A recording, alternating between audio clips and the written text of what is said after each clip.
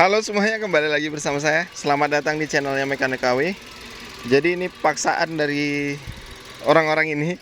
Mereka suruh bikin saya konten apa aja yang harus diperhatikan kalau kita mau mudik. Apa aja yang harus diperhatikan yang vital, yang bisa menghindari kecelakaan di jalan atau mesin bermasalah di jalan. Iya, harus kayak gitu. Hah? Iya. Iya. Iya. Jadi apa aja?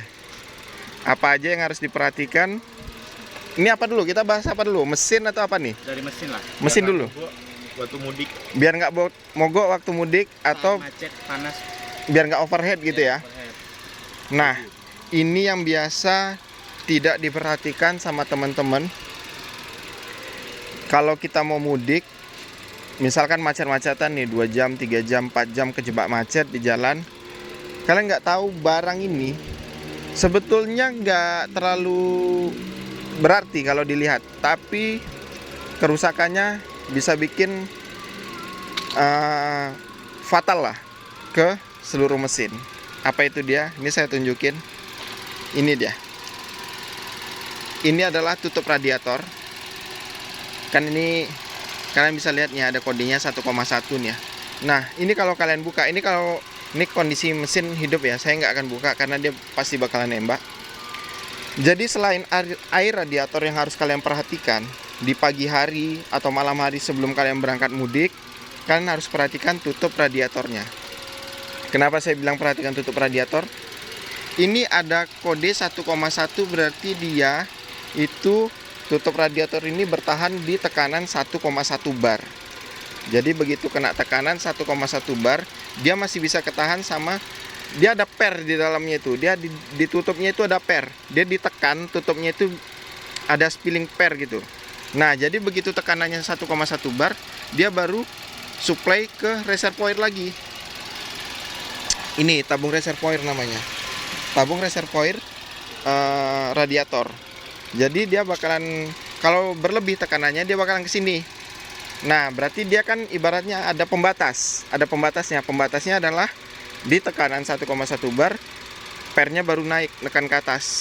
Kalau enggak dia bakalan ke bawah terus gitu, untuk nutup si lubang radiatornya.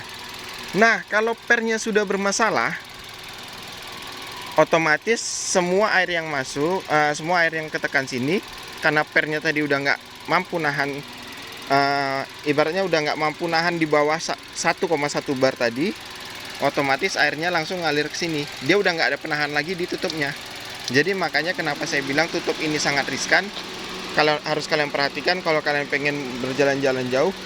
Inilah rata-rata penyebab, selain water pump yang jebol ya, selain water pump yang jebol, tutup radiator ini sering menjadi masalah overhead pada mesin.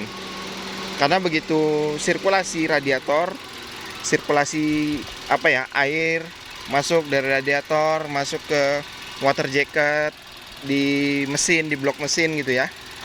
Dia masuk ke sini, kena tekanan, kalau ininya rusak otomatis dia langsung ngalir ke sini. Ini tiba-tiba bakalan berasap nanti.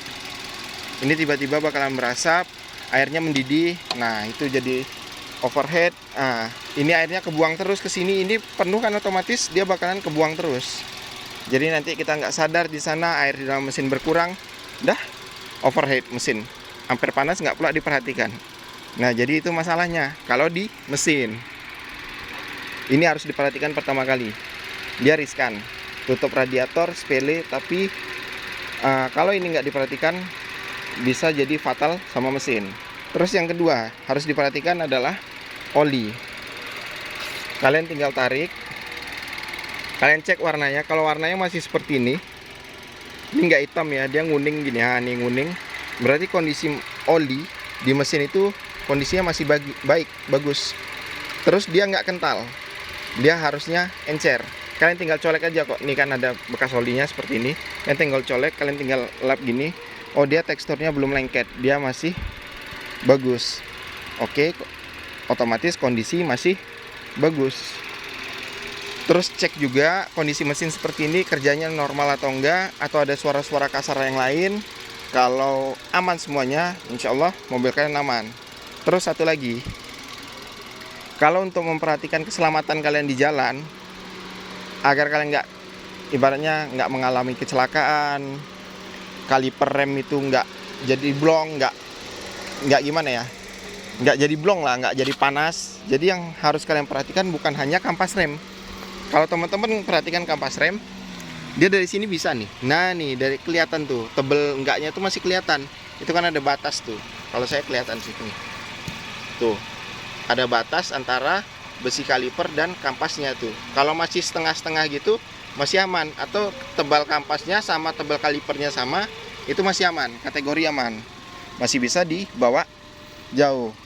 Setelah itu jangan hanya diperhatikan kampas remnya. Ini yang paling riskan, minyak rem. Standar minyak rem, warna minyak rem itu harus seperti ini, masih bening atau kuningnya hanya seperti ini.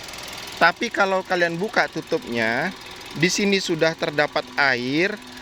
Nah, minyaknya pun sudah berwarna hitam.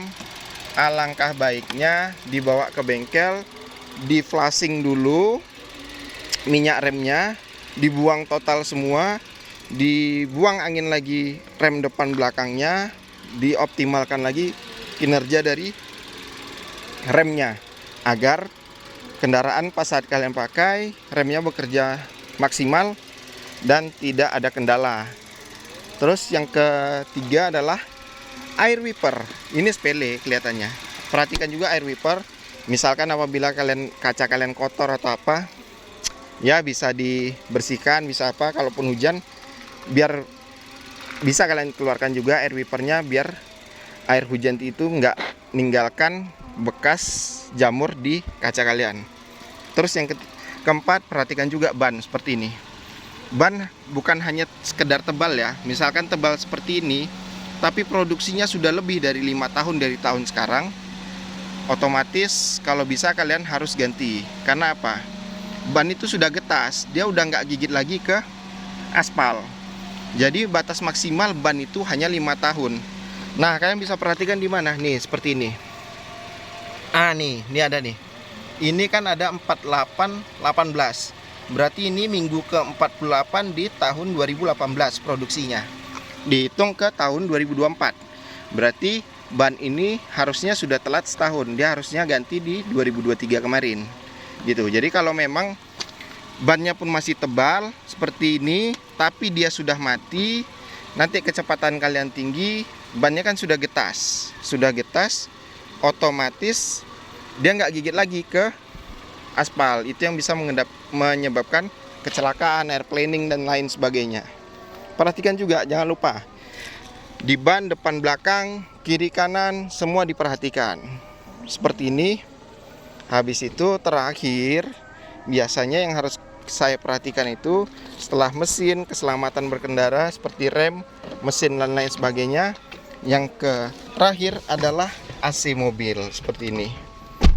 Teman-teman bisa pastikan bahwasanya AC-nya itu berfungsi dengan baik, karena kita nggak mau nanti begitu di perjalanan macet-macetan tiba-tiba AC-nya bermasalah, freonnya habis, atau evaporatornya jebol, atau kondensernya jebol, ada rusak gitu kan. Jadi perhatikan itu untuk jadi penilaian selanjutnya.